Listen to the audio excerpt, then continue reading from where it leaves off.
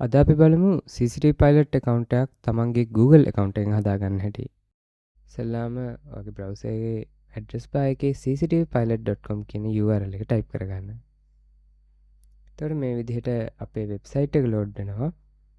දකුණු පැත්තේ උඩ කෙරවලේ තියෙනවා language එක select කරගන්න. සිංහල, English කියන දෙකෙන් කැමති එකක් තෝරගන්න පුළුවන්. මෙතන get started button එක click කරොත් අලුත් account එකක් හදන්න පුළුවන්. login button එක click කරොත් තියෙන account එකක් තියෙන කෙනෙක්ට එතනින් log වෙන්න පුළුවන්. අපි අද account එකක් හදන හැටි බලන නිසා get started වලට යමු. එතකොට මේ වගේ create an account කියලා page එකක් load වෙනවා. එතන අපි option දෙකක් දීලා තිනවා. තමන්ගේ email එකෙන් account එකක් create කරන්න පුළුවන්. එහෙම නැත්නම් තමන්ගේ Google එකෙන් continue කරන්න පුළුවන්.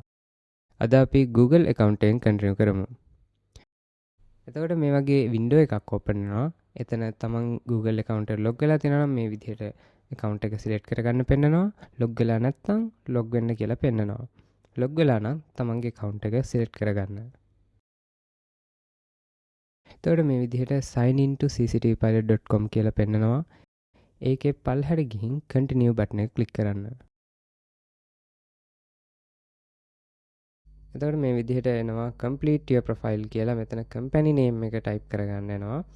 තමන්ගේ CCTV business එකේ company name එක එතන type කරගෙන continue කරගන්න.